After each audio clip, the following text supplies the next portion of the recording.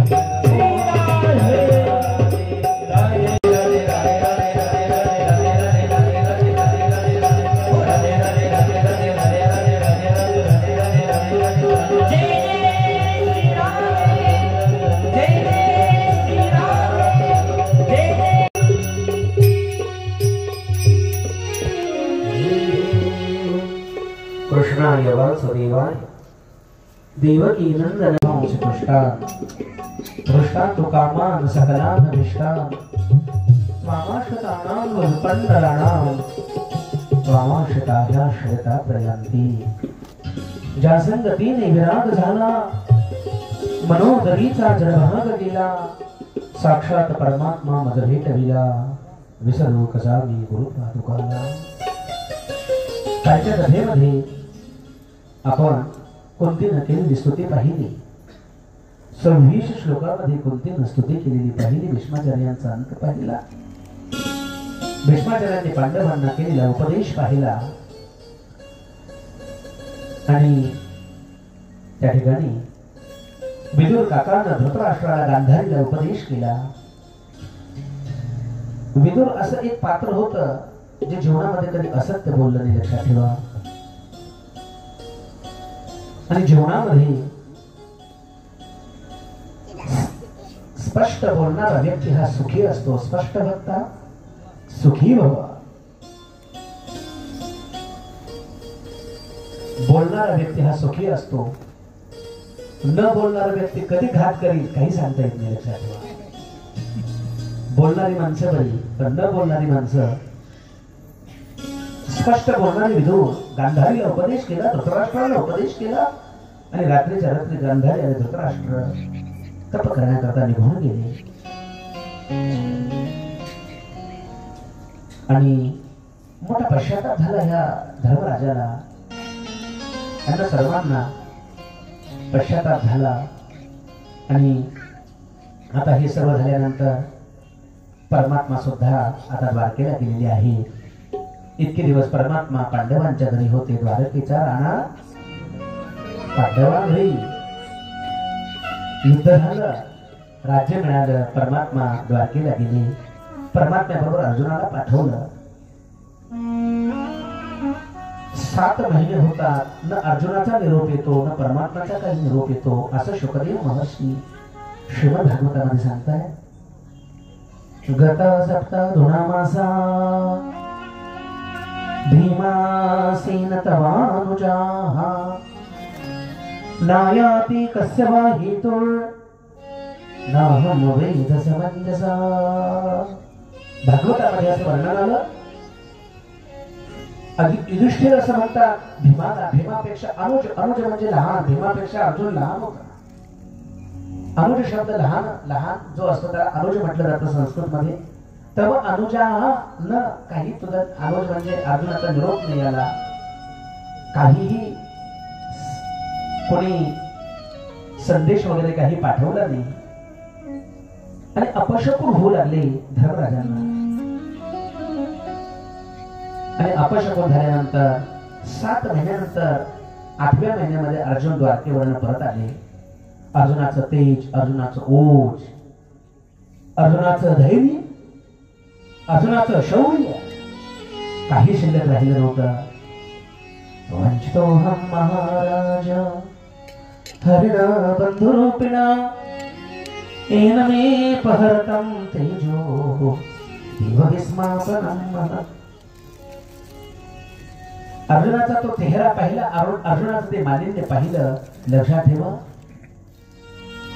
द्वारकेवरून अर्जुनाला परत येत असताना, अर्जुन परत येत असताना त्या द्वारकेमधल्या ज्या स्त्रिया होत्या किंवा द्वारकेमधल्या किंवा त्या गोपिका ज्या होत्या किंवा ज्या भगवान परमात्म्याच्या वंशातल्या ज्या कुलस्त्रिया होत्या, त्यांचं रक्षण अर्जुनाला करता आलं नाही.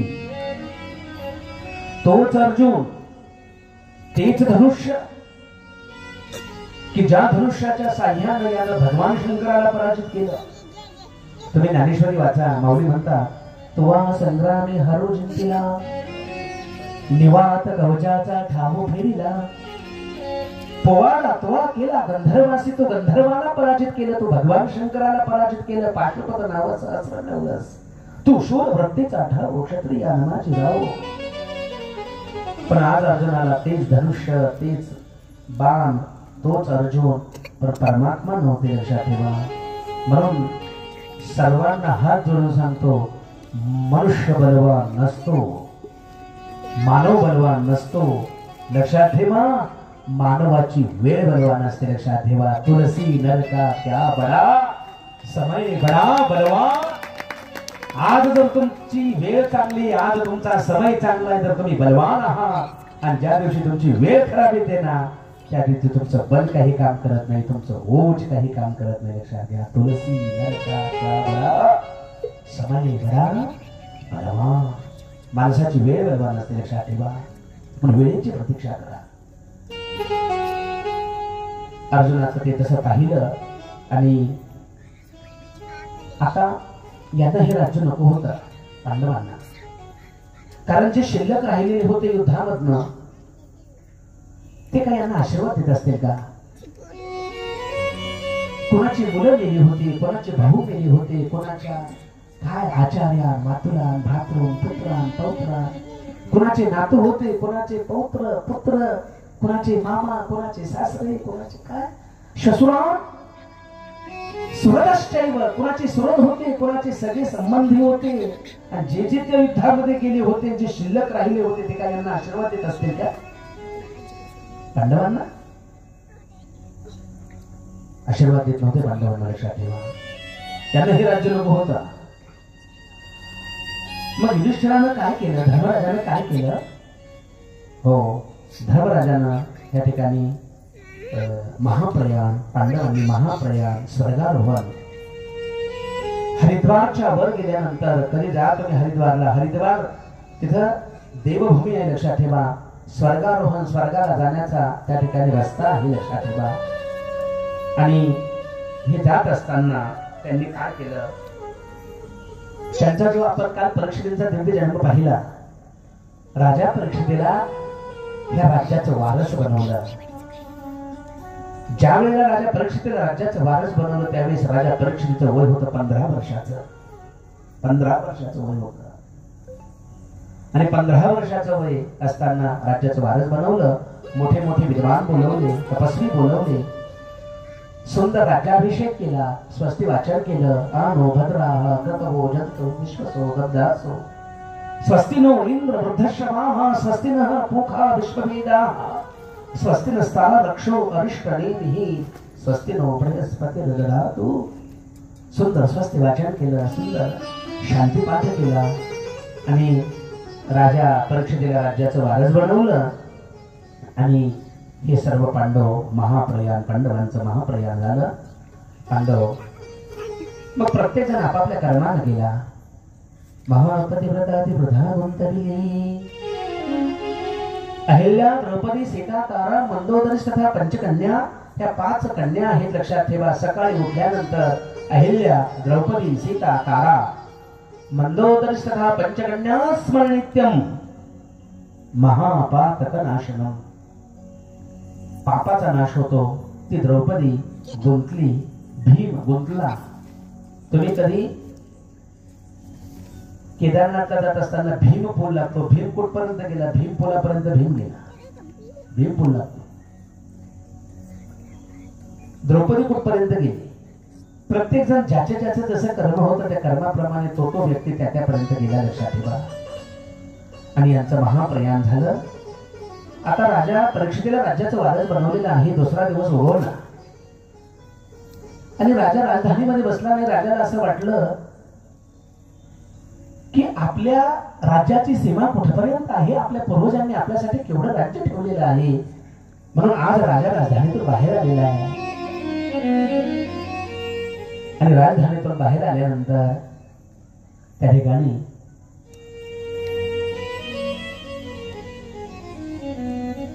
ज्यावेळेस राजधानीतून बाहेर आला आणि भ्रमण करू लागला राजा परीक्षिती, त्याला दृश्य पाहिले मिळाले. राजा परीक्षितींना एक गाय उभी होती आणि त्या गायीच्या डोळ्यातून अश्रू येत होते. गाय रडत होती आणि काळा कुट्ट पुरुष गायीला मारत होता, गायीची अवहेलना करत होता आणि गायीच्या डोळ्यामध्ये अश्रू होते. आपल्या हिंदू संस्कृतीमध्ये गायीला आई म्हटलं जातं, गो माता. फक्त असं म्हटलं वेदामध्ये तर असं आलं, गावो विश्वस्य मातरः असे वेदामधले मंत्र आहे. गाय ही फक्त हिंदूंची नाही, गाय ही विश्वाची आई आहे, विश्वाची. गावो विश्वस्य मातरः.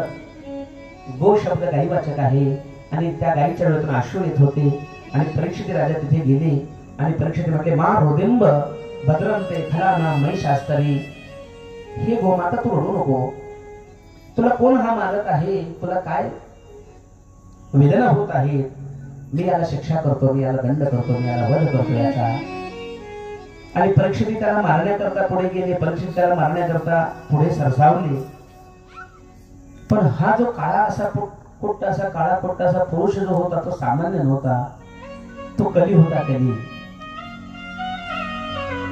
भगवान परमात्मा निर्धामाला गेल्यानंतर द्वापार युगाचा अंत आणि कलीचा प्रारंभ झालेला होता. मग ते युग कलियुग होतं. तो हुशार कली होता, लक्षात ठेवा. काही माणसं हुशार असतात, तसा हा कली हुशार होता. जसे परीक्षिती वध करण्याकरता पुढे गेले, यानं परीक्षितीच्या चरणाला पकडलं. श्री संतांची माथा चरणावरी साष्टांग ही करी दंडवत.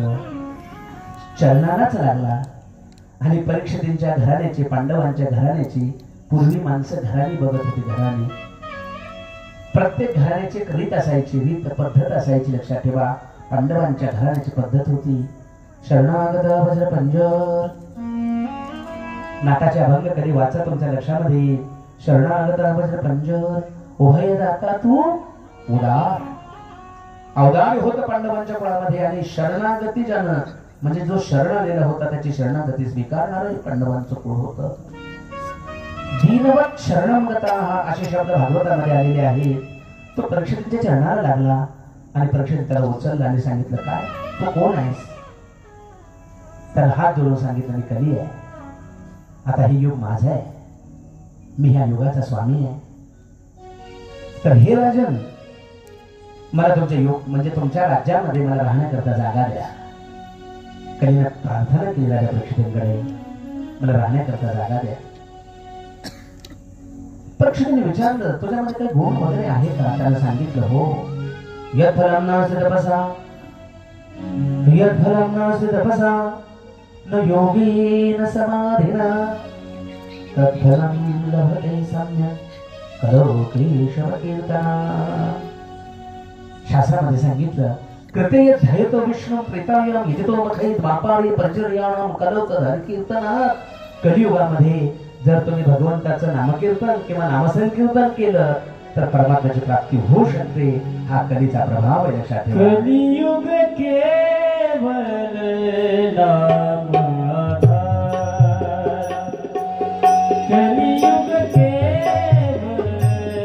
नाम आधार.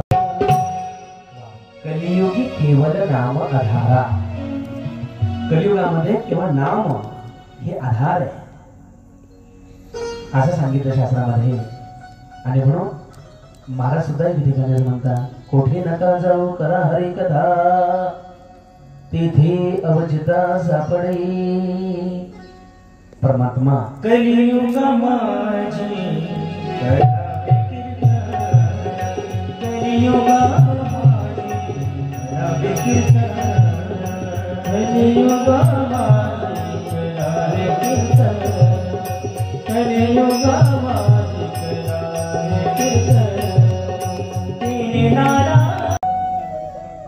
परी तयापासी पांडवा, मी हरपदासे गिवसावा, जेथ नाम घोष बरवा, करीती ते माझा. परमात्मा न वैकुंठामध्ये राहतात, न परमात्मा स्वर्गामध्ये राहतात. तुमच्या माहितीसाठी सांगतो, आज परमात्मा हे आपल्या मंदिरामध्ये आलेले, लक्षात ठेवा. जिथे परमात्म्याचं भगवान होतं ना, परमात्मा तिथे असतात. माझे भक्त गाती जेथे नर जाऊन भागी तेथे, नर जाऊन भागी. हो, म्हणून असं सांगितलं त्या कलीनं राजा परीक्षितांना. मग कलीला पण असं सांगितल्यानंतर राजा परीक्षितांना कलीची दया आली आणि मग कलीला राहण्याकरता राजा परीक्षितांनी जागा दिल्या 4. तुम्ही 4 ठिकाणी राहा असं कलीला सांगितलं. द्यूतम पानम श्रिया सोना यत्रा धर्मश् चतुर्विधा. ज्या ठिकाणी 4 प्रकारचे अधर्म राहतात, द्यूत तू द्यूतामध्ये राहा. हो, पानम अपेय पान, अभक्ष भक्ष. माणसानं द्यूत कधी खेळू नये. द्यूतामध्ये कलीचा वास आहे. आपल्याला माहिती आहे, राजा धर्मराजांना वेदव्यासांनी सांगितलं तू द्यूत खेळू नको, तर तू राजा आहेस, तुला ज्यावेळेस ते आमंत्रण येईल तेव्हा तुला खेळावं लागेल, हरकत नाही, तू द्यूत खेळ. संपत्ती गेली तरी चालेल, संपत्ती जाऊ दे, पण हे बघ तू तुझे भाऊपणाला लावू नको. हरकत नाही, भाऊपणाला लावले तर ते रक्ताचं नातं आहे, भाऊपणाला लाव, पण हे बघ तू पत्नीपणाला लावू नको. पण ऐकलं नाही. तो धर्म राजा बहुपुण्य रासी,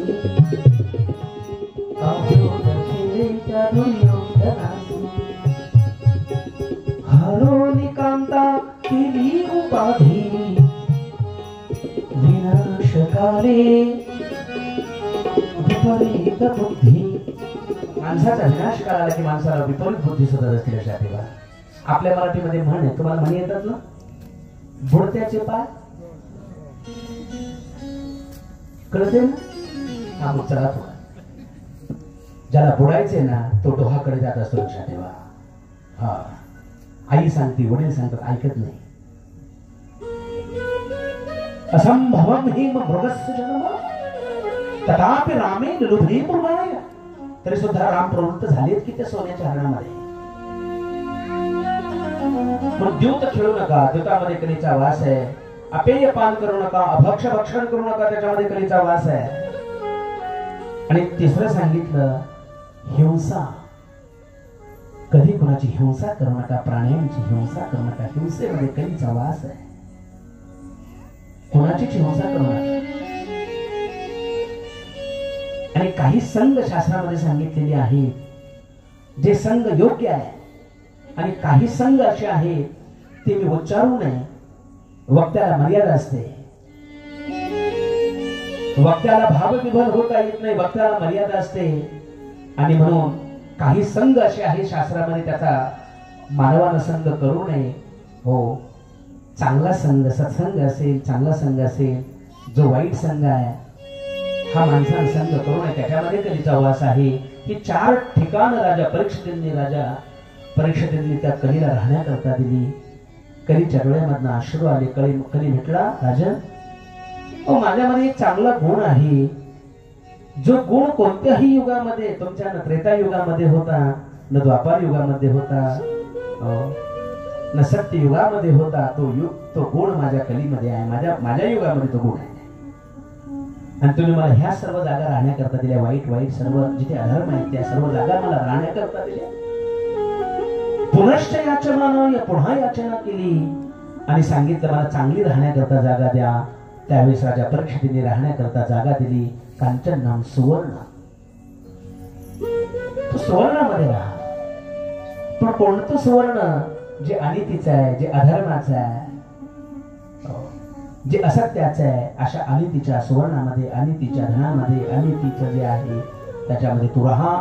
असे राजा परीक्षितींनी त्या कलीला जागा दिली. तो दिवस गेला, दुसरा दिवस उगवला. राजा आज राजधानीमधून बाहेर आलेला आहे, परंतु बाहेर जाताना शिकार करण्याकरता त्याला वाटलं आपण एक मुकुट परिधान करावा. राजा कोषागारामध्ये गेलेला आहे आणि कोषागार उघडलं. भरपूर सुवर्णाचे मुकुट राजाला दिसलेले आहेत, परंतु राजानं असा मुकुट त्या ठिकाणी राजाला आवडला जो जरासंधाचा होता, अनितीचं होतं, अधर्माचं सुवर्ण होतं. आणि तो राजानं तो मुकुट परिधान केला. जरासंधाचा मुकुट होता. आणि राजा शिकार करण्याकरता दूर दूर दूर दूर असा अरण्यामध्ये गेलेला आहे राजा. आणि जसा मुकुट त्यानं परिधान केला तसा धर्मात्मा असणारा राजा, पुण्यात्मा असणारा राजा, परंतु त्या मुकुटामध्ये कलीचा वास झाला. कलीनं प्रवेश केला त्या मुकुटामध्ये. आणि धर्मात्मा असणारा राजा, पुण्यात्मा असणारा राजा त्या काळाप्रमाणे ओघामध्ये वाहत वाहत दूर दूर दूर गेलेला आहे. लक्षात ठेवा, राजाला तहान लागलेली आहे. राजाला असं वाटायचं की ही प्रजा माझी काय आहे, सेवक आहे, मला कोणीतरी विचारावं पाणी प्यायचं का. राजाला वाटलं कोणीतरी मला विचारावं, मी यांचा स्वामी आहे, ही माझी प्रजा सेवक आहे. आज राजामध्ये असा भाव आलेला आहे. लक्षात ठेवा, पूज्यतेचा भाव आलेला आहे. आणि हा अहंकार राजामध्ये आज आल्यानंतर राजाला कोणीही विचारायला तयार नाही. लक्षात ठेवा, ज्याला भूक लागते, शास्त्रामध्ये सांगितलं ज्याला तहान लागते, शास्त्रामधला नीतिशास्त्रामधला एक श्लोक सांगतो म्हणजे तुमच्या लक्षामध्ये येईल. हो, विद्या तुराणाम न सुखम न निद्रा, विद्या तुराणाम न सुखम न निद्रा, अर्था तुराणाम न गुरुर न बंधू, क्षुधा तुराणाम न रुचिर न वेला, कामा तुराणाम न भयम न लज्जा. नीतिशास्त्रकार सांगतात ज्याला विद्येची भूक लागते ना, विद्येची भूक लागते, त्याला झोप लागत नाही. आणि आपण असे झोपतो, उचलून नेलं तरी आई वडिलांना सांगायला लागतं उठ पेपर उठ. ज्याला विद्येची भूक लागते त्याला झोप लागत नाही. लक्षात ठेवा, विद्यार्थ्याची लक्षणं सांगत असताना शास्त्रामध्ये सांगितलं काकचेष्टा, बकध्यान, श्वान निद्रा तथैव च अल्पहारो गृहस्त्याग, विद्यार्थी पंचलक्षणाः. जो विद्यार्थी आहे त्या विद्यार्थ्याकडे 5 लक्षण असले पाहिजे. हो, ते 5 लक्षण काकचेष्टा, बकध्यानम, बक म्हणजे बगड्यासारखं ध्यान पाहिजे, कुत्र्यासारखी, श्वान म्हणजे कुत्र्यासारखी, निद्रा म्हणजे झोप. कशी झोप असते कुत्र्याची, श्वान निद्रा. अल्पहारो आणि घराचा त्याग करावा लागतो, त्याच्याशिवाय विद्या येत नाही. लक्षात ठेवा. तुम्ही घरात बसले तर विद्या येणार नाही. लक्षात ठेवा. ग्रहस्त्याग. आणि म्हणून त्याला विद्येची भूक लागली, झोप लागत नाही. ज्याला पैशाची भूक लागते ना, ज्याला आपण श्रीमंत व्हावं, पैसा खूप व्हावा असं वाटतं, त्याला गुरु कळत नाही, त्याला आई कळत नाही, त्याला वडील कळत नाही, त्याला भाऊ कळत नाही, त्याला रक्ताची नाते कळत नाही. लक्षात ठेवा. त्याला पैशाची भूक लागली. त्याला समाजातली कोणतीही नाती कळत नसतात, कारण त्याला पैशाची भूक लागलेली आहे. आणि ज्याला खरोखरची भूक लागते त्याला रुची कळत नाही. रुचीर्ण वेला. म्हणून मातृवर्ग तुम्ही लक्षात ठेवा. तुमच्या माहितीसाठी सांगतो, तुम्ही भोजन वाढल्यानंतर जर एखादा म्हटला हे तिखटच आहे, हे खारटच आहे, तुम्ही टेन्शन घ्यायचं नाही, तो खाऊन आलेला असतो. लक्षात ठेवा. ज्याला भूक लागते त्याला चव कळत नाही. लक्षात ठेवा. त्याला रुचीर्ण वेला. तो बाहेर खाऊन आलेला असतो, पण फक्त घरामध्ये काहीतरी आपलं त्याला नावं ठेवायचे, म्हणजे काय पुढचा माणूस काय बोलणार नाही म्हणून हा नावं ठेवत असतो. लक्षात ठेवा. बाकी काही नसतं. लक्षात ठेवा. पुढच्या माणसाला बडबड करू नये म्हणून यानं ते करायचं असतं. लक्षात ठेवा. रुचीर्ण वेला. ज्याला भूक लागते त्याला रुची आणि कळत नाही. नीतिशास्त्राचा सिद्धांत आहे. शास्त्राचे सिद्धांत असे नसतात. लक्षात ठेवा. आणि म्हणून भूक शुद्धम किंवा करोति पापम. ज्याला भूक लागली तो काय पाप करत नाही. लक्षात ठेवा. तो सर्व पाप करण्याकरता तयार होत असतो. लक्षात ठेवा. आणि म्हणून आज राजा परीक्षिती पर्णकुटी जवळ गेली. ती पर्णकुटी होती शमिकांची. आणि शमिकांच्या पर्णकुटी जवळ गेल्यानंतर आतमध्ये शमिक ध्यानस्थ होते. परंतु राजाला वाटलं की यानं उठावं, मला पाणी द्यावं, विचारावं, मला खूप तहान लागलेली आहे. जीवनामध्ये एक गोष्ट सर्वांनी लक्षात ठेवा, जर तुम्ही खऱ्या माणसाला खोटं समजलं तरी तुमची जीवनामध्ये अधोगती होते. लक्षात ठेवा. खऱ्या माणसाला कधी खोटं समजू नका. लक्षात ठेवा. तुमची अधोगती आहे. आणि पुढचा ऐका, खोट्या माणसाला जर खरं समजलं तरी सुद्धा जीवनाची अधोगती होते. आणि म्हणून आज खरे असणारे क्षणिकांचं महत्व त्यांना कळलं नाही राजा परीक्षितींना. आणि राजा त्या पर्णकोटीमध्ये आतमध्ये राजा गेलेला आहे आणि समाधिस्थ आहे शमी. आणि शमिक समाधिस्थ असताना राजाने एक मृत सर्प असा उचलला आणि तो शमिकांच्या गळ्यामध्ये राजाने टाकलेला आहे. लक्षात ठेवा. मृत सर्प होता आणि सर्प टाकला आणि राजा पर्णकोटीतून बाहेर आलेला आहे आणि राजा राजधानीमध्ये गेलेला आहे. ज्यावेळेस राजा राजधानीमध्ये जातो, तो मुकुट राजा काढून ठेवतो, त्यावेळेस राजाची बुद्धी पुन्हा पूर्ववृत्त होते. राजाच्या लक्षामध्ये येतं. तोपर्यंत सर्व घटना घडलेल्या असतात. लक्षात ठेवा. आणि म्हणून त्या ठिकाणी शमिकांच्या गळ्यामध्ये ज्यावेळेस तो सर्प घातला त्यावेळेस तिथे छोटे छोटे मुलं होते. त्या शमिकांचा एक मुलगा होता, त्याचं नाव होतं शृंगी. आणि तो कौशिकी नदीच्या तीरावर गुरु आश्रमामध्ये वेदाचं अध्ययन करत होता. तो शृंगी. आणि कौशिकी नदीच्या तीरावर असणार ते गुरुकुल आणि त्या गुरुकुलामध्ये वेदाचं अध्ययन करणारा शृंगी. त्या शृंगीच्या कानापर्यंत ही सर्व घटना जाते. आणि शृंगी असं त्या शृंगीला कळतं की सर्व लहान लहान विद्यार्थी किंवा मुलं सांगतात, अरे शृंगी, अरे शृंगी, आपल्या देशाचा जो राजा आहे ना, त्या राजाला तुझ्या पित्याच्या गळ्यामध्ये मृत सर्प टाकलेला आहे. शृंगीला क्रोध येतो. शृंगीला क्रोध येतो आणि शृंगी कौशिकी नदीमध्ये प्रवेश करतो. शृंगी शुक्राचार्य महर्षी भागवतामध्ये सांगतात, ज्यावेळेस शृंगी कौशिकी नदीमध्ये प्रवेश करतो आणि हातामध्ये कौशिकी नदीचा तीर्थ घेतो आणि राजाला भयानक असा शाप देतो. लक्षात ठेवा. शृंगी असं म्हणतो, इति लंघित मर्यादम तक्षक सप्तमे हनी दक्षयन्ति स्म कुणाला चोदितो मे कुलद्रोहम्. हे कुलांगा, हे कुलविध्वंस, अरे तुझा कुलाला नेहमी संतांचा आदरातिथ्य केलं, संतांचा सन्मान केला आणि तू असा कुलविध्वंस करतो. कुलाला कालिमा, कुलाला कालिमा निर्माण करणारा तू जन्माला. मर्यादम. माय बाप हो, हात उधळून सांगतो, तुम्हाला वाईट वाटलं तरी चालेल, धाडस बोलून सांगतो, प्रत्येकानं आपल्या मर्यादेमध्ये राहायला शिकलं पाहिजे. लक्षात ठेवा. ज्या दिवशी तुम्ही मर्यादा सोडता त्या दिवशी तुमच्या जीवनाची अधोगती लक्षात ठेवा. तुमच्या जीवनाची अधोगती आहे. प्रत्येक व्यक्तीने आपली मर्यादा पाळली पाहिजे. मग तुम्ही जर विद्यार्थ्याची मर्यादा, तुम्ही पालक आहात, पालकाची मर्यादा, तुम्ही बालक आहात, बालकाची मर्यादा, तुम्ही शिक्षक आहात, शिक्षकाची मर्यादा, तुम्ही धर्माचे संवाहक आहात, तर तरी सुद्धा तुम्ही मर्यादित राहिलं पाहिजे. तक्षक सत्कर्णी हानी दक्षिण तुला 7 दिवसाच्या आत भयानक तक्षक दंश करील आणि तुझा मृत्यू होईल, असा शाप राजा परीक्षेला त्या शोंगीने दिलेला. आणि शोंगी आला, गळ्यातला सर्प काढला, रोदन करू लागला. रोदन बाणानं रोदनम बनम. जी काही काहींकडे बल वेगवेगळं असतं. शास्त्रामध्ये श्लोक सांगतो, वाईट मातृवर्ग महिला आणि बाण यांच्याकडचं बल सांगू का? रोदनम. त्या रडले की कसलाही मनुष्य रोदनम बनम.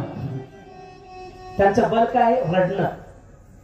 रडले की त्यांचं बल वाढतं.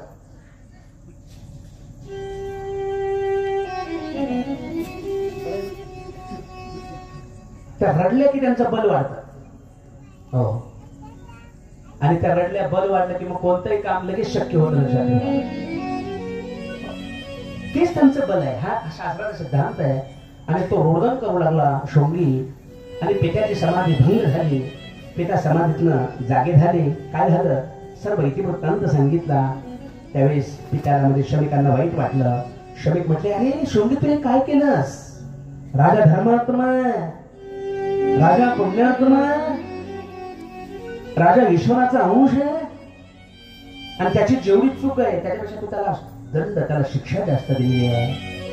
म्हणून लक्षात ठेवा, चालता चालता पाय घसरला तरी चाले, बोलता बोलता शब्द घसरू देऊ नका. शब्द घसरला जीवन घसरलं. लक्षात ठेवा, जीवन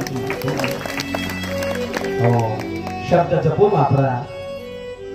शब्द जर जपून तुम्हाला वापरता आले नाही तर उपयोग होणार नाही. लक्षात ठेवा. खूप वाईट वाटलं राजा परीक्षेला एवढा मोठा शाप दिला.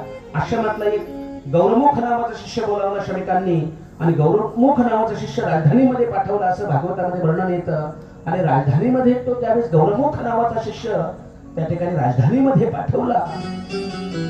आणि राजाला सांगितलं, हे राजन, तुझ्याजवळ फक्त 7 दिवस उरलेले आहेत. तू तुझ्या उद्धाराचा मार्ग, तू तुझ्या कल्याणाचा मार्ग, तू तुझ्या याचा मार्ग तू शोध, असं त्या ठिकाणी राजा परीक्षितांना सांगितलं गेलं. ह्या सर्व घटना ज्यावेळेस भागवतामध्ये घडतात, ह्या सर्व घटना ज्यावेळेस ह्या सर्व घडतात ना, त्यावेळेस राजा परीक्षिताचं वय होतं 45 वर्षाचं. किती वर्षाचं वय होतं? 45 वर्षाचं वय होतं. राजवैभव होतं, राजा ऐश्वर्य होतं. पण ते सर्व राजानं सोडून दिलं. लक्षात ठेवा, आपल्याकडे सोडण्याकरता आहेच का? काय आपल्याकडे? न धोत्रम न पात्रम, काय पात्र तरी आपल्याकडे आहे का? काय आपल्याकडे? दादा म्हणले इकडे, म्हणतो नाही, नाही वाढले नाही. अरे आहे काय तुझ्याकडे सोडण्याचं? अरे ही राजघराण्यामध्ये जन्माला आलेली माणसं, 18 भार वनस्पती, वनस्पती फले फुले जावळती, ज्या घरी कुलस्त्रिया राज्य राणी व संपत्ती, बावी त्या पोगरणी नदी गंगा वाहती, ते सुख होऊन देतात. ही सामान्य घरामध्ये जन्मालेली माणसं होती. राजवैभवामध्ये वाढलेली माणसं होती. पण ज्या क्षणी हे समजलं त्या क्षणी यांनी त्याच्यावर काय ठेवलं? तुळशीपत्र ठेवलं. लक्षात ठेवा. आणि राजा 88,000 ऋषीमुनींच्या मध्यभागी राजा आलेले आहेत. आणि जिथं 88,000 ऋषीमुनी, राजा गंगेच्या किनारी आलेला आहे. आणि गंगेच्या किनारी राजा आल्यानंतर तिथे सर्व ऋषी मुनी, सर्व मध्यभागी राजा आल्यानंतर तिथं भगवान वेद व्यास चिरंजीव म्हणजे भगवान श्री शुकदेवांचं त्या ठिकाणी आगमन होतं. लक्षात ठेवा. आणि शुकदेवांची मूर्ती अशी असते. लक्षात ठेवा. तिथं शुकदेव भगवान येतात. शुकदेव तुम्हारी जय जय गुरुदेव तुम्हारी जय जय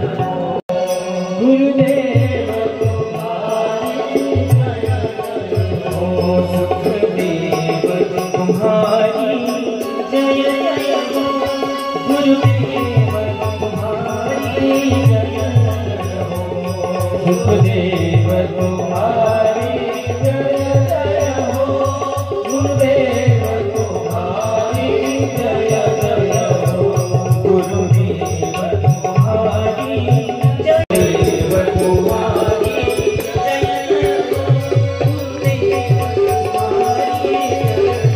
तुम्हारी गुरुदेव तुम्हारी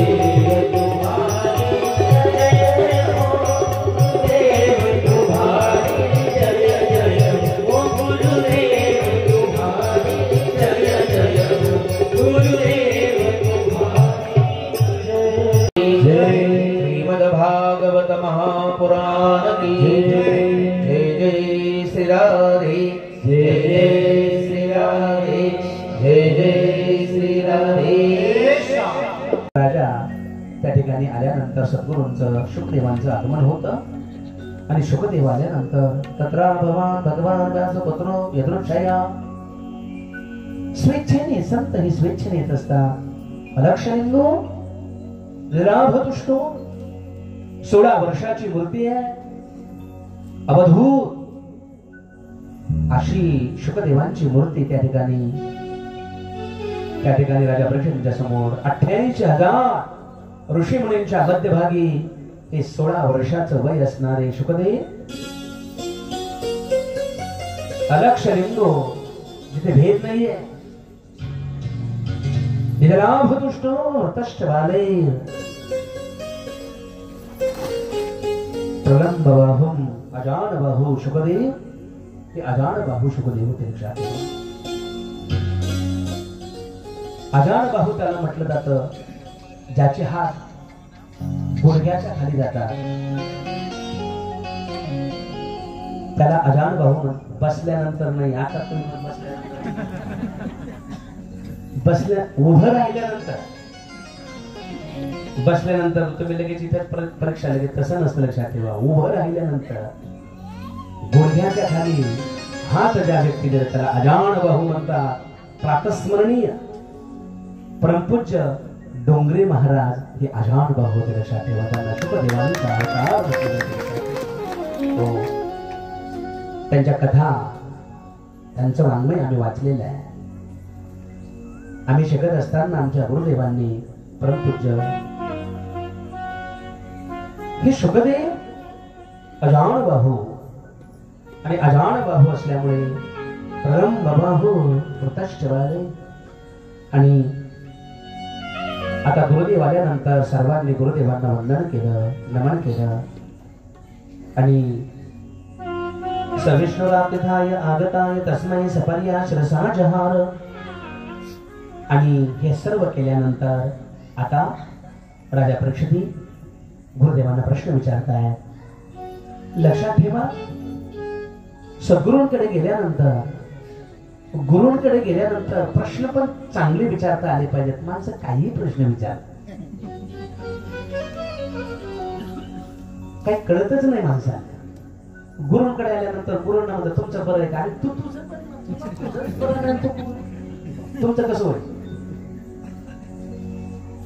तुमचं पुढं कसं होईल तुला काय करायचं तुला तुझ्या जीवनाची ती कर्तव्यता माहिती नाही. सद्गुरूंकडे आल्यानंतर विचारावं का कैवी उद्धार पावीन कैवी पकड कैवी उद्धार पावीन. कधी आपल्या मनाला विचारा. आपण आपल्या सद्गुरूंना कधी विचारलंय का की मला परमात्म्याची भेट कधी होईल. नाही विचारलं.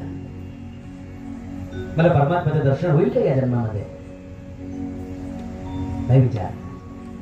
आज राजाने जो प्रश्न विचारला प्रश्न पण विचारता आले म्हणून अर्जुन भाग्यवान आहे. अर्जुन म्हणजे फक्त कोणते पुत्र अर्जुन नाही ज्या व्यक्तीला अर्जुनाने प्रश्न विचारले म्हणून गीतेसारखं विशुद्ध तत्वज्ञान तुमच्या माझ्या समोर आलं. लक्षात ठेवा अर्जुनाचे नि व्याजी गीता प्रकाशो निशिराजे संसारा एवढे ओझे फेडिले जगाचे.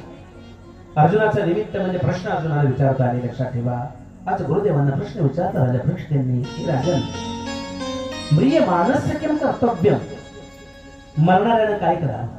आता गंमत बघा मरणारा फक्त राजा परीक्षित नाहीये तुम्ही आम्ही सुद्धा मरणारेच आहोत. लक्षात ठेवा पण आम्हाला कथा ऐकताना असं वाटतं फक्त हा अहो तुम्ही आम्ही सुद्धा 7च दिवसात म्हणून 8वा दिवस कुणाला सास रुठ जाएगी चलते चलते शम्मा रुठ जाएगी चलते चलते सास रुठ जाएगी चलते चलते क्या भरोसा लगेगा काय भरोसा आहे आणि ह्या शब्दाला कोणाची साथ दिली लक्षात ठेवा मरणारे सर्वच आहे शास्त्रामध्ये याही सांगितली नव भी मर गए न सभी मर गए सहस्र 88 33 कोटि देवता मर गए बड़े काल के फांसी पीर मरे पैगंबर मर गए जंदा जोगी जपी तपी सन्यासी मर गए हकीम होगी राहिलो को हे देवरू नाही आले अवतार हे दे पामर जीवनी हे दे पामर जीवनी हे दे पामर हे देवरू नाही आले अवतार देवा आणि म्हणून सर्वांना जायचे आहे आणि हा प्रश्न शुकदेवांना आवडला शुकदेव महाराज म्हणतात वर्यानेश ते प्रश्न कुतो लोकहितं कृपाः अरे राजन तो प्रश्न विचारला अतिशय जगाच्या हितासाठी विचारलेला आणि मग आता राजाला ते तत्वज्ञान हो लक्षात ठेवा परीक्षेला ते तत्वज्ञान शुकदेव महर्षी सांगणार आहे आता आपण हे सर्व तत्वज्ञान आपल्याला जशी वेळ जसा आपला काय आहे वेळ आहे तसं आपण हे तत्वज्ञान श्रवण करणार आहोत परंतु राजा परीक्षेला त्या तत्वापर्यंत न्यायचं आहे आणि म्हणून शुकदेव महर्षी सांगतात हे राजन मानवाचं 100 वर्षाचं जे आयुष्य आहे त्याच्यामध्ये 100 वर्षामध्ये 50 वर्ष आयुष्य हे झोपेमध्ये जातं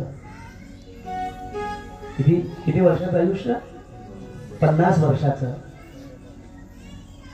आधी बालपण गेलेले नका बालपणी काही कळत नाही आणि शिल्लक काहीही राहत नाही लक्षात ठेवा आणि हे ग्रंथामध्ये फक्त किंवा आपल्या शास्त्रामध्ये फक्त जी दिवसा माणसं झोपतात त्यांचं आलं नाही फक्त रात्री झोपतात त्यांचं आलं जी माणसं रात्री झोपतात त्यांचं 50 वर्ष जाते दिवसा झोपणाऱ्यांचं तुम्ही बघा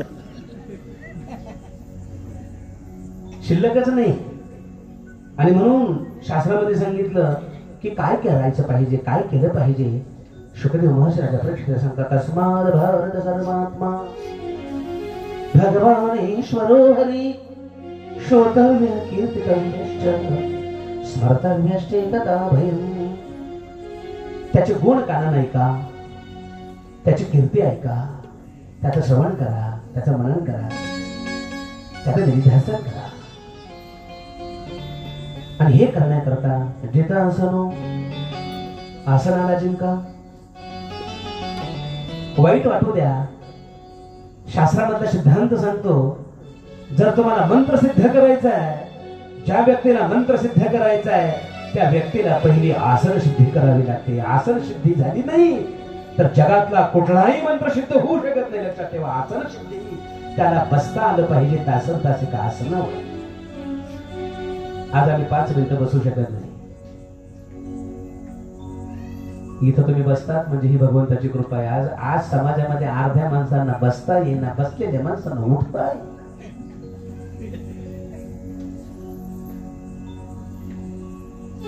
काय परिस्थिती तुमची माझी आज जी माणसं मांडी घालून बसतात ना अहो एवढी भाग्यवान माणसं आहेत आज जगामध्ये मांडी घालून कोणाला बसतात तुम्हाला पाहिल्यानंतर मला आनंद वाटतो की तुम्ही मांडी घालून बसणारी माणसं अजून 25 वर्षानं महाराज मांडी घालून असं बसलं जातं असं सुद्धा शिकवावं लागतं 25-50 वर्षानंतर बसताचे ना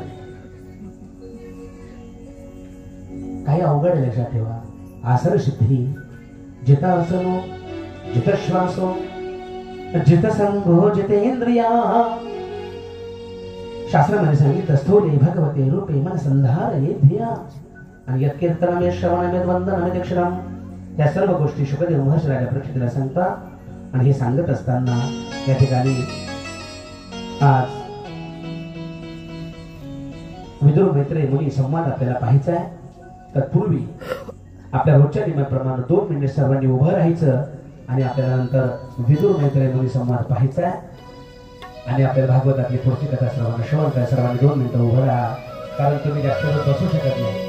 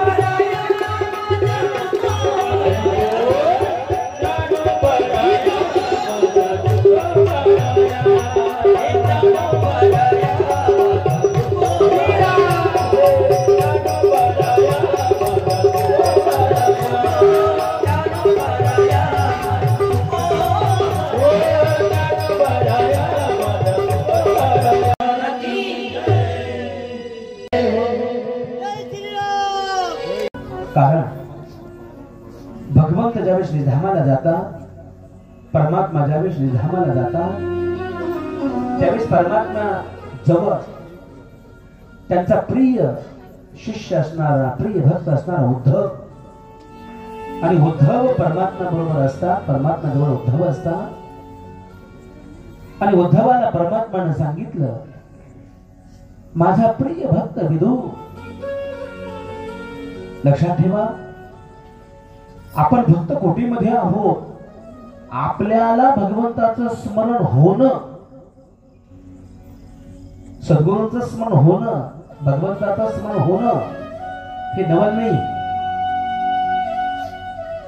परंतु नवल कशामध्ये असतं लक्षात ठेवा, भगवंताला भक्ताचं स्मरण होणं आणि सद्गुरूंना शिष्याचं स्मरण होणं, याच्यामध्ये शिष्याची सफलता असते लक्षात ठेवा. याच्यामध्ये भक्ताची सफलता असते, साफल्य. आज भगवंताला विदुरांचं स्मरण होत आहे की विदुर असा एक भक्त आहे आपला की मी त्या भक्ताला काही दिलं नाही, मला ना. परमात्मा म्हणतात मी ज्याचं ज्याचं घेतलं त्याला त्याला दिलेलं आहे, आणि हा त्याचा स्वभाव आहे. बघा, परमात्माने जर तुमचं घेतलं असेल तर तो तुम्हाला दिल्याशिवाय त्याचा स्वभाव आहे. अनंत हातानं देतो, अनंत हातानं, सहज त्यानं जर तुमचं घेतलेलं आहे तर तो हजारो हातानं देतो. विदुर असे भक्त विदुराला दिलं काही नाही. विदुराधरच्या कन्या खाल्ल्या लक्षात ठेवा, पण परमात्माला दिलं काही नाही विदुराला. ओ विदुरा घरच्या भक्षुणी कन्या परमानंदे झाला, विदुरा घरच्या भक्षुणी. विदुरा घरच्या कन्या विदुराचं भक्षण केलं, कन्या भक्षण केल्या, दिलं काय. आम्हाला परमभक्त विदुर ज्यावेळेस तुमच्या आश्रमामध्ये येईल त्यावेळेस त्यांना दिव्य भाग, कारण हे भागवत भगवंताचं, ह्या भागवताचा उपदेश विदुरांना करा. म्हणून भागवतामध्ये विदुर मैत्री म्हणून संवाद आहे. भागवतामध्ये अनेक संवाद आहेत. आता अनेक संवाद येतील उद्यापासून, पण आपण सर्वांनी एक लक्षात ठेवायचं, राजा परीक्षेला तत्वापर्यंत न्यायचं, राजा परीक्षेला त्याच्या बोधापर्यंत न्यायचं आहे. हे कोणी विसरता कामा नये. राजा परीक्षेने त्या बोधापर्यंत न्यायचंय, राजा परीक्षेने त्या तत्वापर्यंत न्यायचं हे लक्षात सर्वांनी ठेवावं. आणि म्हणून आज विदुर मैत्री मुनी विदुर म्हणजे मैत्री मुनीच्या आश्रमामध्ये विदुर काका आलेले आहे. आनंद झाला मैत्री मुनींना.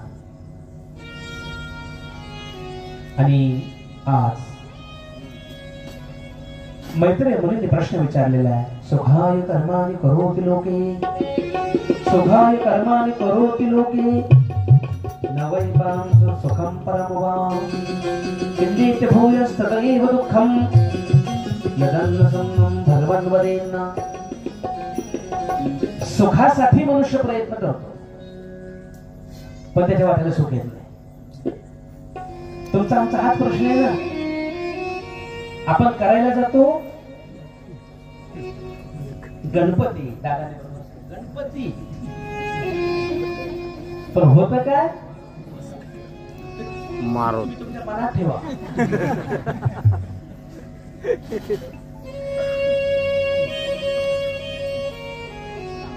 जे नको आहे ते समोर येत आहे, जे पाहिजे ते येत नाहीये. तुमचा अनुभव काय मला माहिती नाही. ज्याचं कधी तोंड बघावं नाही किंवा ज्याला कधी जीवनामध्ये भेटावं नाही, ह्या माणसाचा जीवनामध्ये कधी संबंध नको, हा माणूस जीवनामध्ये कधी भेटला नाही पाहिजे, असं तुम्ही रात्री चिंतन करून जर झोपला तर सकाळी दरवाजा वाजवायला तो माणूस असतो. वहिनी, जे पाहिजे ते समोर नाहीये, नको आली या भागात ते करतो. तुम्ही मला सांगा, दुःख कुणाला पाहिजे? रोग कुणाला आवडतो? दारिद्र्य कुणाला आवडतं? का आवडतं कोणाला? हात वर का, नाही तर उभाच राहा. रोग हा रोगाला कधी आवडत नाही. दरिद्री महाराज, गरिबी एवढी वाईट असते. आजपर्यंतचा इतिहास सांगतो. तुम्हाला माझं बोलणं आश्चर्याचं वाटेल, तुम्हाला हसू येत असेल, पण तुम्हाला प्रामाणिकपणाने सांगतो, आजपर्यंत श्रीमंताला गरीबाचं दुःख कधी कळत नसतं. लक्षात ठेवा, काय दुःख असतं गरीबीचं हे श्रीमंताला कधी कळत नसतं. दुःखाची वेदना ही श्रीमंताला कधी कळत नसतं. लक्षात ठेवा. कुणाला वाटतं आपण दारिद्र्य असावं? मी म्हणतो असे, रोगो काय रोगिया, रोगो काय रोगिया, धरित्री आवडे दरिद्रिया, परी भोगणे लागे बळी. अदृष्ट ज्याला म्हटलं जातं, अदृष्ट पाप आणि पुण्य. हा प्रश्न आहे विद्वानांचा. सुखासाठी प्रयत्न आहे, पण दुःख आहे. मैत्री मुनी सांगतात श्रीमद भागवतामध्ये की हे विदुर काका, दुःखालयम शाश्वतम, हे दुःखाचं आलंय, इथं सुख नाहीये. एक पूर्वेकडे निघाला, एक पश्चिमेकडे निघाला. पूर्व पश्चिम कळते ना? नाही तुमच्या भाषेत सांगतो, एक खालतं निघाला, एक वरतं निघाला. आजकाल दिशा कळत नाहीत माझ्या. माणूस कुठे गेले नव्हतं, मला जर चक्रावल्यासारखं. सूर्य कुठं उगवतो, कुठं मावळतो, काही कळत नाही आपल्या भाषेत. ह्या दोघांची भेट कधी होणार? होणारच नाही. तसा वृत्तीलो आणि सुख, माऊलींचे शब्द आठवा. म्हणून वृत्तीलो की सुखाची कहाणी ऐकी जेन कवनाची श्रवणी, कैसे सुख निद्रान ध्वनी गळाची. म्हणून तुमच्या माहितीसाठी सांगतो, छोट्या छोट्या गोष्टीमध्ये आनंद घ्यायला शिका. इथं सुख असं काही मिळणार नसतं.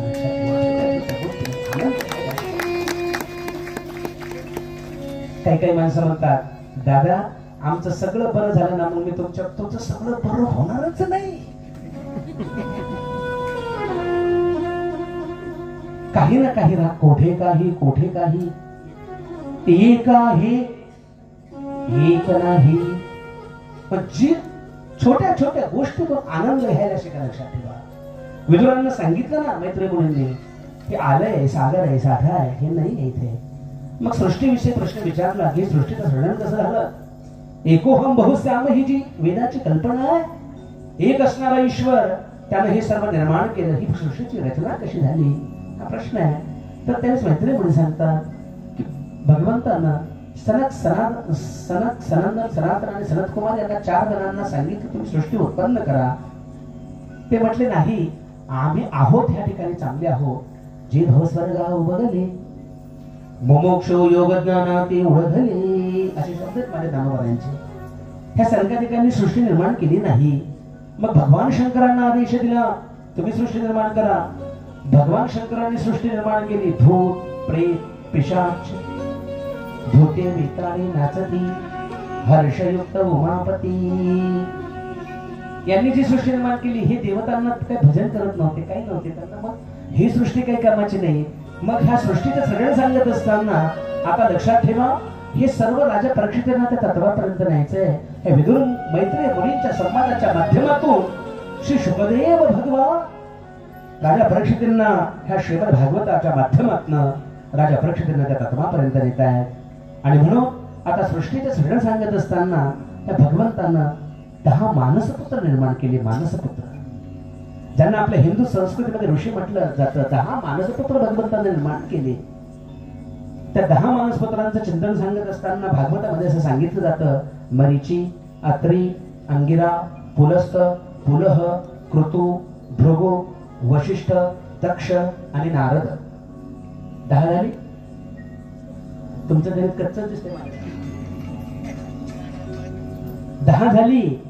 नाहीतर पुन्हा लक्षात ठेवा, मरीची, अत्री, अंगिरा, पुलस्त, पुलह, कृतू, भृगु, वशिष्ठ, दक्ष आणि 10वे नारद. 10 मानसपुत्र निर्माण झाली.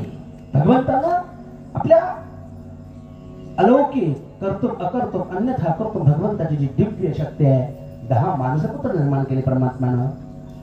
परमात्म्याच्या वाणीपासून एक परम सुंदरी जी विद्येची देवता आहे सरस्वती शारदा, त्या सरस्वतीची उत्पत्ती झाली.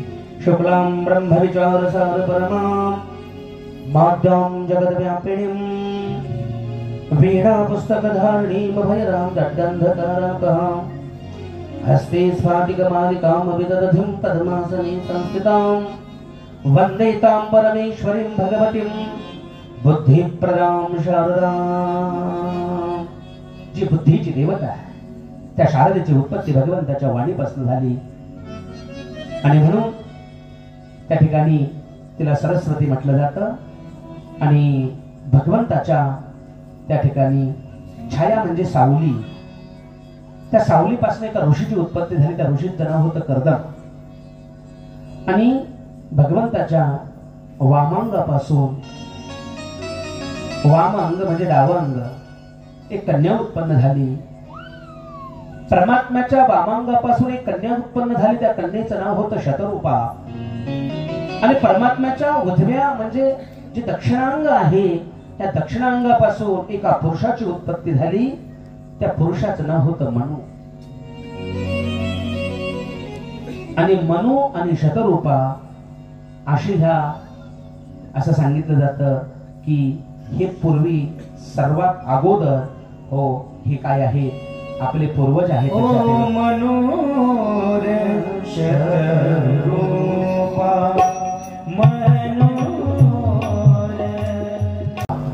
आपले पूर्वज मनु होते म्हणून आपल्याला मानव म्हटलं जातं. लक्षात ठेवा. नाहीतर मानव म्हणण्यासारखा एकही गुण आपण कलियुगामध्ये ठेवला नाही. लक्षात ठेवा. प्रत्येकाचं लक्षण करता येतं, मानवाचं लक्षणच करता येत नाही. कशाला मानव म्हणायचं. शास्त्रामध्ये सांगितलं ईशान विज्ञान तपोदानम ईशान विज्ञान तपोदानम न चोपि गुणो न शीलो न धर्म ते मृत्युलोके भूमिभार भूता मनुष्य रूपेण मृगश्चरन्ति. त्याच्याकरिता पण नाही दान नाही धर्म नाही नीती नाही संस्कार नाही काहीच नाही. लक्षात ठेवा. त्याला काय मानव म्हणता येतं. लक्षात ठेवा. जर तुम्हाला कोणी एखाद्याला भविष्यामध्ये प्रश्न विचारला की मानव म्हणजे काय आपल्याला मानव का म्हटलं जातं तर त्याचं उत्तर सांगा की आपले पूर्वज मनु होते, लक्षात ठेवा. आणि मनुमुळं मनुस्मृती नावाचा ग्रंथ आहे, तो कधी तुम्हाला अतिसुंदर ग्रंथ आहे. त्याच्यामध्ये अनेक श्लोक आलेले आहेत आणि ह्या मनुस्मृतीमध्ये अनेक श्लोक आल्यामुळे या ठिकाणी आपल्याला आपले पूर्वज मनु असल्यामुळे आपल्याला मानव म्हटलं जातं, अशी श्रीमद भागवतामध्ये कथा येते.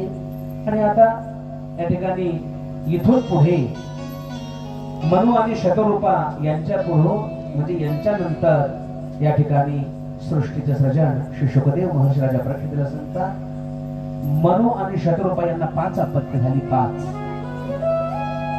भागवतामध्ये शुकदेव महर्षी राजा परीक्षितीला सांगतात की मनु आणि शतरूपा यांना 5 अपत्य झाली.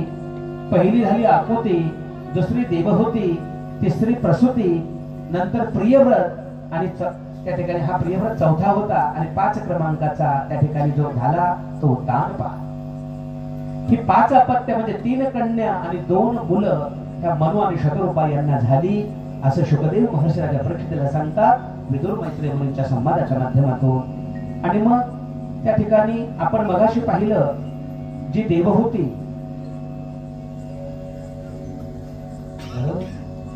त्या ठिकाणी ही जी देवहूती आहे मनु महाराजांची 2 नंबरची कन्या जी देवहूती आहे ही देवहूती मोठी होती, साक्षात लक्ष्मी असते देवहूती.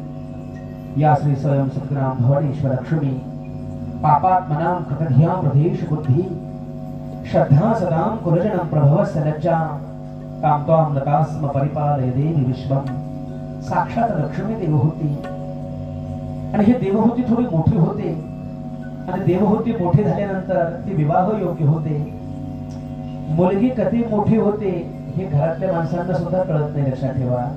प्रत्येक जण येताना आपलं भाग्य घेऊन आलेलं असतो, लक्षात ठेवा. आणि म्हणून देवहूती मोठी होते, विवाह योग्य होते. आणि मग मनु आणि शतरूपा यांना असं वाटतं की आपली कन्या आता विवाह योग्य झालेली आहे, हिचा विवाह करणं या ठिकाणी योग्य असणारा वर शोधण्याकरता या ठिकाणी प्रयत्न केले जातात आणि भरपूर शोध घेतला जातो.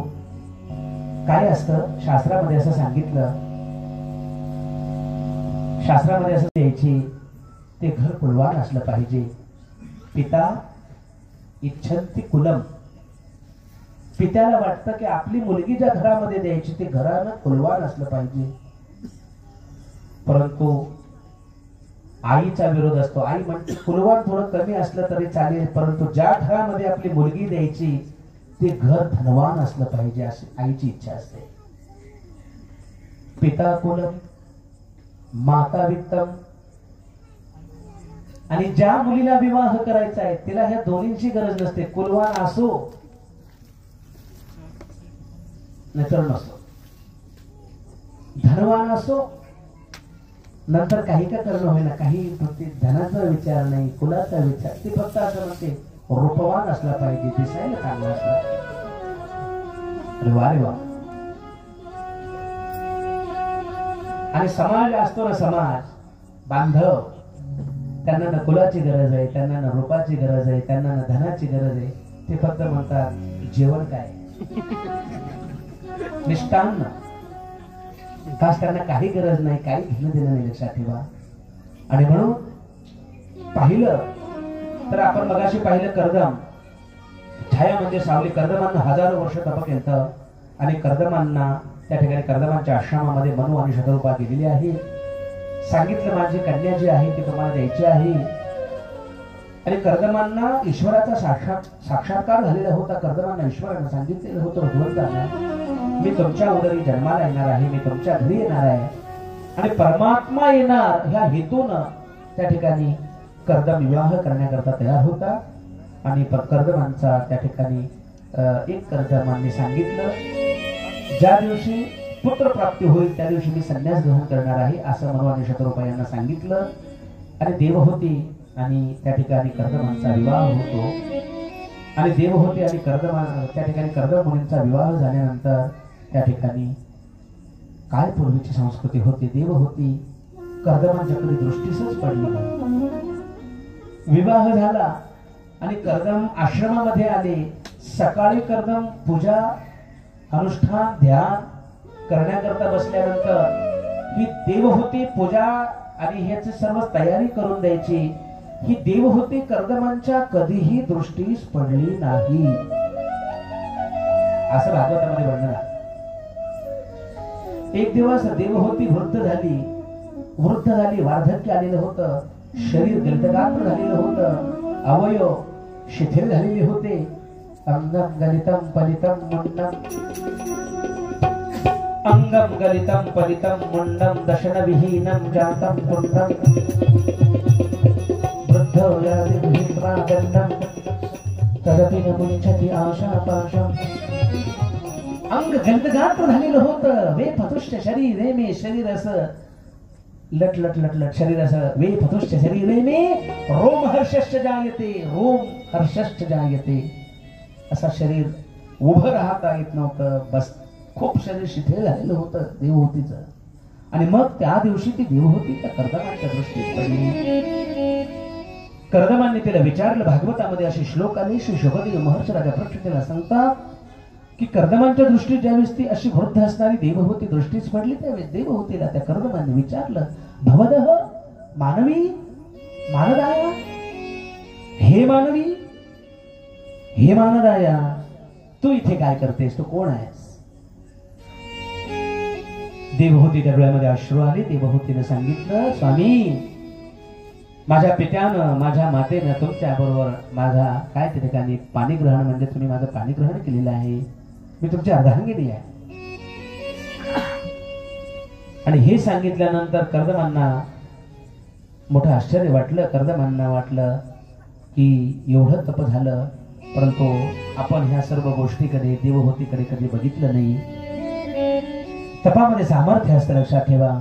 तुमचं दैवत कितीही सिद्ध असू द्या पण तप नसेल तर त्या दैवताची किंमत शून्य असते, लक्षात ठेवा. तपे विन दैवत दिधल्या विन प्राप्त, गुजे विन हित कोण सांगणे. तप लागतं, लक्षात ठेवा. आणि मग तप होतं कर्दमांनी तपाने तप सामर्थ्याने एक सरोवर निर्माण केलं, सरोवर तप सामर्थ्यानं. आणि त्या सरोवरामध्ये सांगितलं त्या देवहूतीला स्नान कर.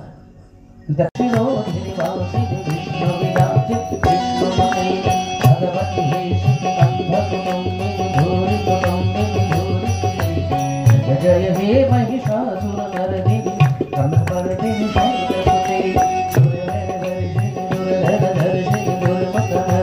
हर्षरते भुवन पोषिणी शंकर तोषिणी प्रेमी समोषिणी मोषरते.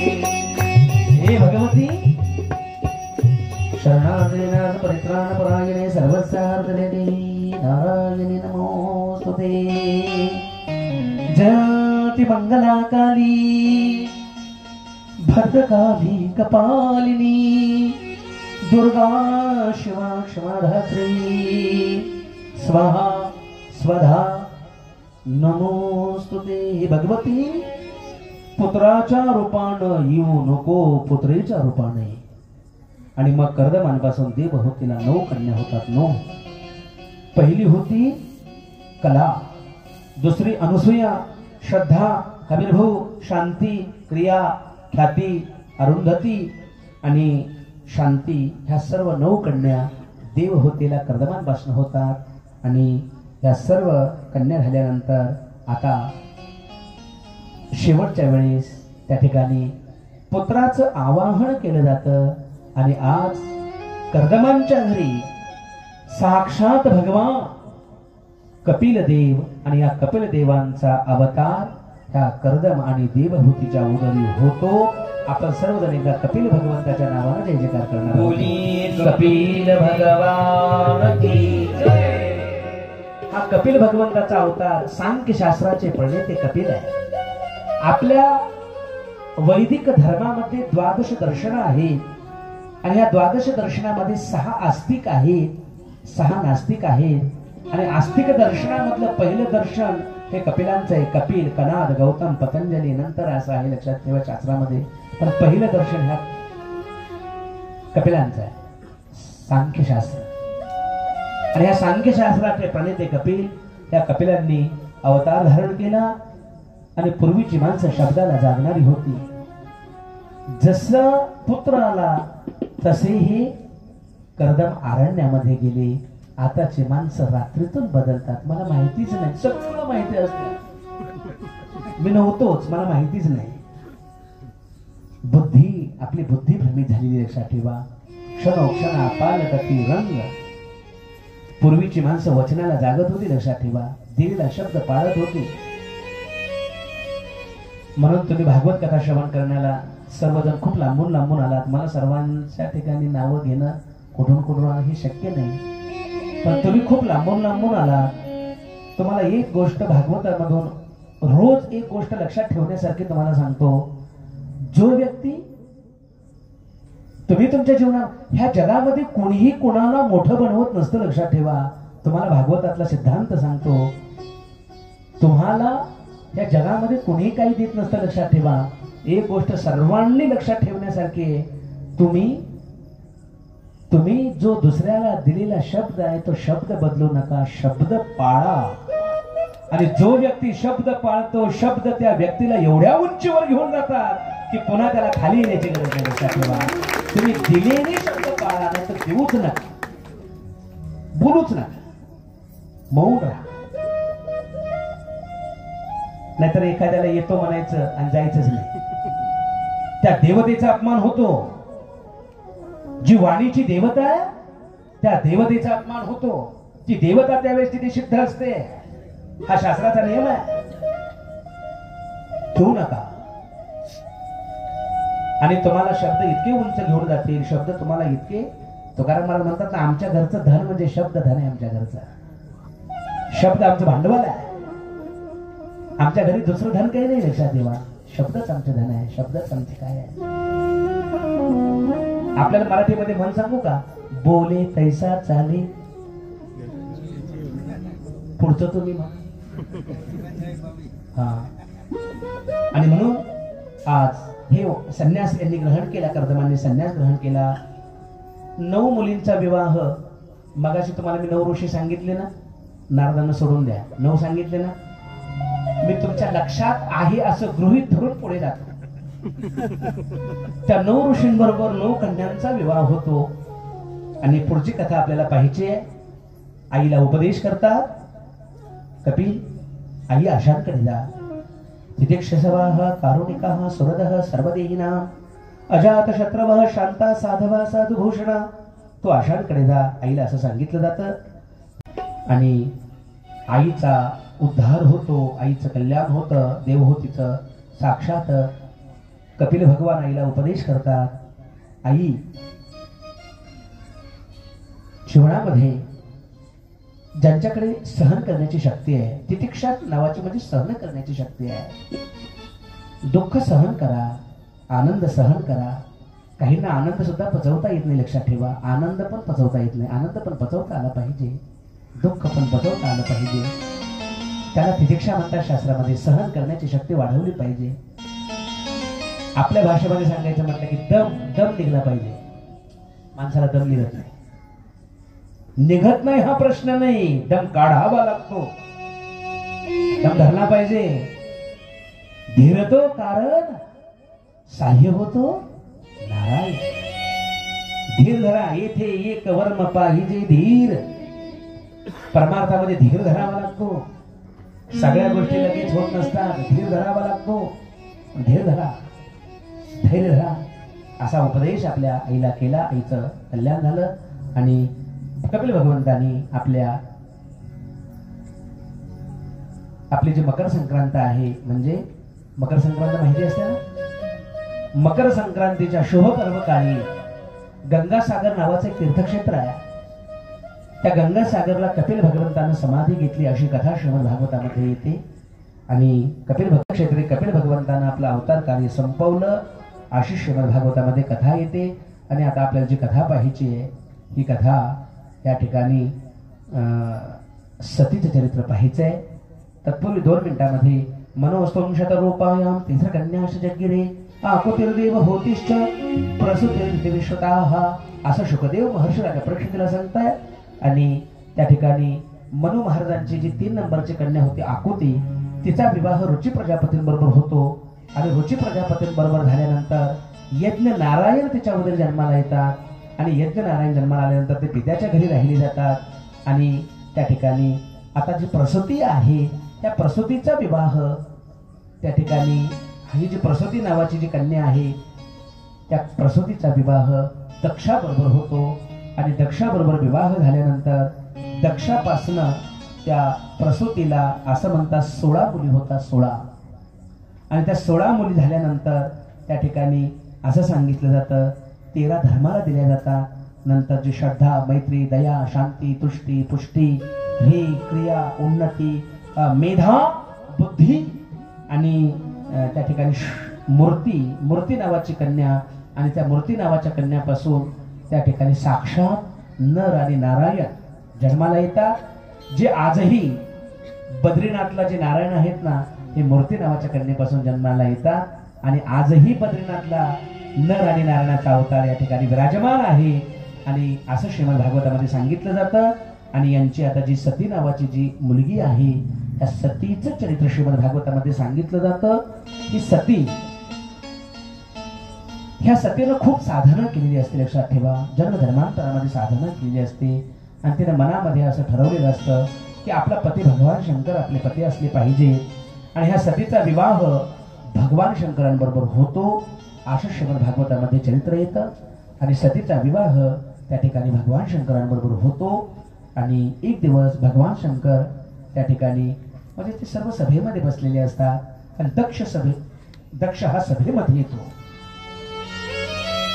आणि दक्ष सभेमध्ये आल्यानंतर सर्व देवता सर्व गंधर्व अष्टदिक्पाल अष्टभैरव हो सर्वच्या सर्व दक्षाच्या स्वागतासाठी उभे राहतात भगवान शंकर मात्र दक्षाच्या स्वागतासाठी उभे राहत नाही आणि हा फक्त दक्ष भगवान शंकर उभे राहत नाही म्हणून स्वतःचा अपमान समजतो आणि स्वतःचा अपमान समजतो असं समजल्यानंतर भगवान शंकरांची तो अवहेलना करतो लक्षात ठेवा एकेरी शब्दामध्ये बोलतो अयं तो लोकपालना यशज्ञो निरपत्रपाह काही कळत नाही एकेरी शब्दामध्ये बोलतो भगवान शंकरांना यांना काही कळत नाही यांना असं होत नाही यांना असं समजत नाही असं ते एकेरी शब्दामध्ये बोललं जातं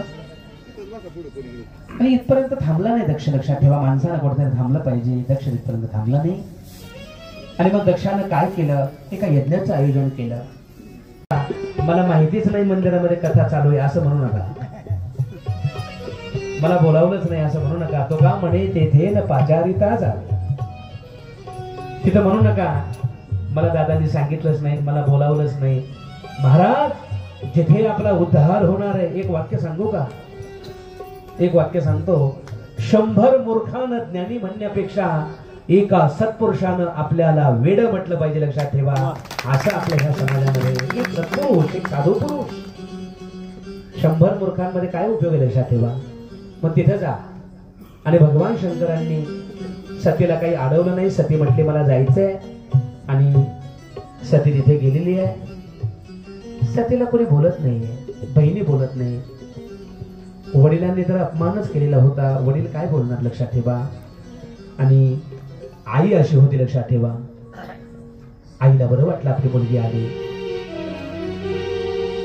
महाराज आई आणि वडील गेले ना आपली वाट पाहणार ह्या जगामध्ये कोणी लक्षात ठेवा आला काय आणि गेला काय सब पैसे के भाई भाई रे एक आई अशी असते लक्षात ठेवा जगामध्ये त्या आईला असं वाटतं की आई सर्वांवर सारखं प्रेम करते लक्षात ठेवा तिला फक्त वाटतं बरं झालं आपली ही सती आली आईला आनंद वाटला बाकी कोणालाही आनंद वाटला नाही आई शास्त्रामध्ये आईला मोठं स्थान आहे बरं लक्षात ठेवा आणि म्हणून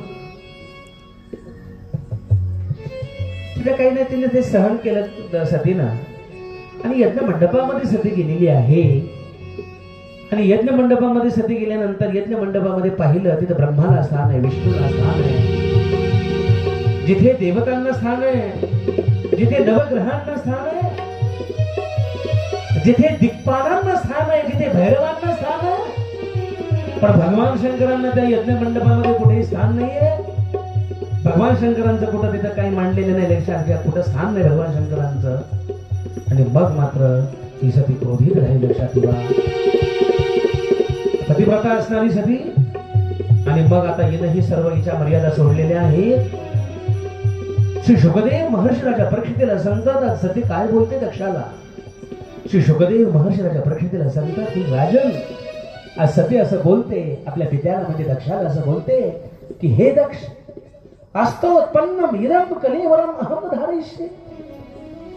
हे दक्ष, तुझ्यापासून उत्पन्न झालेले हे शरीर आता मी धारण करू शकत नाही. आता मी धारण करणार आहे, कारण तुला भगवान शंकरांचा अधिकार कळला नाही, भगवान शंकरांची योग्यता कळली नाही. ज्या ज्या वेळेस मला भगवान शंकरांनी आवाज दिला त्यावेळेस मला सती नावाने आवाज दिला नाही. ते ज्यावेळेस मला आवाज देत त्यावेळेस ते म्हणायचे, तू दाक्षायनी, तू दक्षाची कन्या आहेस. आणि आज मला दक्षाने म्हटल्यानंतर मला कसं वाटेल, आता मी हे शरीर धारण करणार नाही. आणि मग तिनं त्या यज्ञ कुंडामध्ये सतीनं आपल्या शरीराचं काय केलं, हो समर्पण केलं. शरीर त्या यज्ञ कुंडामध्ये शरीर तिनं काय केलं, सोडलं. आणि मग मात्र सर्व भयभीत झाले. ही बातमी त्या ठिकाणी नारद महर्षींना कळते. नारद महर्षीद्वारे भगवान शंकरांना कळते. भगवान शंकर आपल्या डोक्याचा एक केस काढतात, आपटतात. कपालमाली जो कालभैरवाचा अवतार असतो, देवराज सेव्यमान पावनाग्रि पंकजम, देवराज सेव्यमान पावनाग्रि पंकजम, व्यालयज्ञ सुंदरमिन्दु शेखरं कृपाकरं, नारदादि योगी वृन्दवन्दितं दिगंबरं, काशिकापुराधिनाथ कालभैरवं भजे, भानुकोटि भास्वरं प्रशस्त चारु विग्रहं. आणि अशा कालभैरवाचा अवतार त्या ठिकाणी हात जोडून करायला, किं करोमि दक्षम सह यज्ञम, जही दक्षासह यज्ञाचा ध्वंस करा, असं दक्षाला त्या ठिकाणी भगवान शंकरांनी सांगितलं. सर्वांना त्या ठिकाणी काय झालं, शिक्षित केलं, दक्षाचा ध्वंस केला. भगवान शंकर त्या ठिकाणी प्रगट झाले आणि भगवान शंकरांनी ते सतीचं दिव्य शरीर आपल्या हातावर घेतलं आणि भगवान शंकरांनी एक नृत्य केलं. सतीच्या शरीराचा जो जो अवयव ज्या ज्या भागामध्ये पडला त्या त्या ठिकाणी शक्तिपीठ बनलं गेलं. माझ्या भारतामध्ये 51 शक्तिपीठ आहेत. त्या 51 शक्तिपीठापैकी 3.5 शक्तिपीठ माझ्या महाराष्ट्रामध्ये, लक्षात ठेवा. आपल्या महाराष्ट्रात सतीच्या अवयवाचा म्हणजे जो जो अवयव ज्या ज्या भागामध्ये पडला शक्तिपीठ बनलं जातं. भगवान शंकर क्रोधित होते.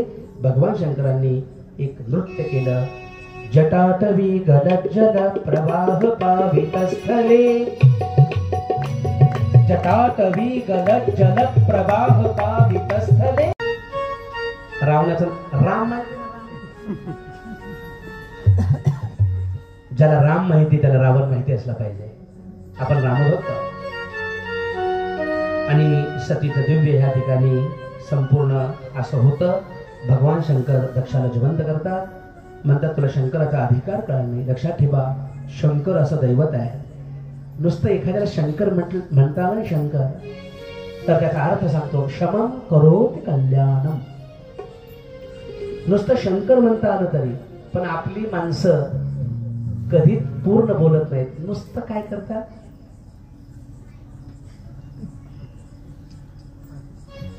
तुकाराम असलं की तुकाराम म्हणणार नाही. काय म्हणणार, तुम्हाला सगळं कळत आहे.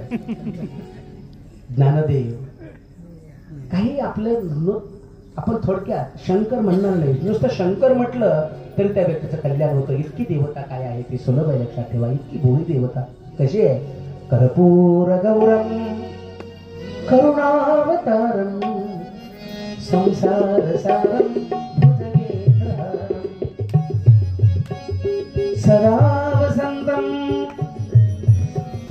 हृदयारविन्दे भवं भवामि सीतं नमामि.